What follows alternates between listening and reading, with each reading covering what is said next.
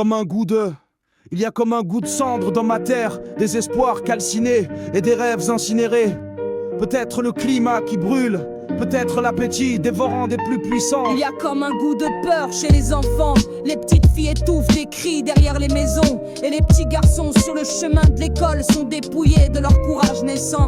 Il y a comme un goût d'injustice dans l'économie. L'argent détourné se déverse de toutes parts dans les poches des uns, tandis que la sueur salée des autres s'évapore entre leurs mains vides.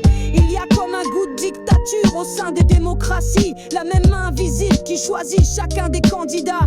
Et les machines qui savent les résultats des élections avant le décompte des bulletins. Il y a comme un goût de divorce avant même le mariage. Une voix métallique qui résonne au cœur de la société et qui déclare une guerre à perpétuité entre les hommes et les femmes. Il y a comme un goût d'ignorance dans l'opinion publique, quelque chose de desséché dans les informations mainstream et quelque chose de prématuré dans les conclusions du tout venant. Il y a comme un goût de funérailles dans les chants religieux, les hurlements de la foi qui sont des mises à mort de la raison. Et pour que la raison survive, elle doit se cacher dans les livres et dans le murmure de ceux qui essaient encore de réfléchir quand tout chante et prie. Il y a comme un goût de trahison dans les amitiés. Les grandes amitiés sont mortes avec le passage du bac, et elles ont été remplacées par les grandes ambitions et les grandes jalousies, par le poison de la comparaison douloureuse. Il y a comme un goût d'envie de meurtre chez les dirigeants politiques.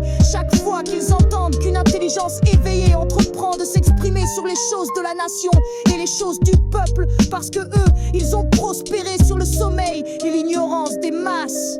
Il y a comme un goût de chaos dans l'ordre mondial, des dirigeants de nations qui dirigent avec leur égoïsme individuel et leur égoïsme de groupe, et qui ne réfléchissent que pour chercher les moyens de mieux conserver leur pouvoir et de mieux blinder leur fortune. Il y a comme un goût d'indifférence dans le ciel, des milliards de prières qui se brisent contre le mur du grand silence cosmique, et les croyants qui sont obligés de se répondre eux-mêmes en remplissant le ciel des projections de leurs propres pensées, de leurs propres chimères. Il y a comme un goût de désespoir dans mon humanité, la persistance des religions et la persistance des suicides, et toujours aucun sauveur qui descende du ciel, aucune armée d'anges qui descendent du ciel, aucune cohorte de vaisseaux de lumière qui descendent du ciel. Rien qu'un peu de pluie. Il y a comme un goût de guerre civile qui s'approche peu à peu, la grande déflagration de la lutte lancinante des classes. Pas si lancinante, car la classe dominante est en guerre déclarée. Ce sont les classes pauvres et les classes moyennes qui ne voient rien derrière le voile de l'alcool et du rire bête. Il y a comme un goût de larmes chez les jeunes diplômés, derrière le courage nécessaire pour se frayer une place dans le monde du travail. Les larmes des sacrifices continus et des luttes sans fin.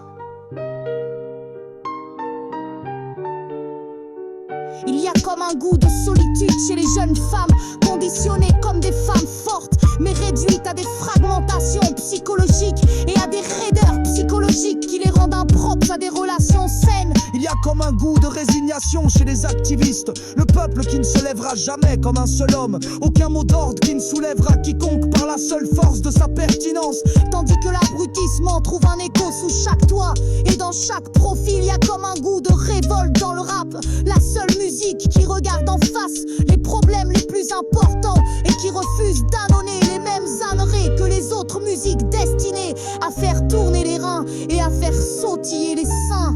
Alors on trouve toujours le temps de chanter et de danser. La vie sur terre est rire et larmes, feu vivant et peur glacée, grand saut et grande chute, la volonté de se relever et de continuer d'avancer.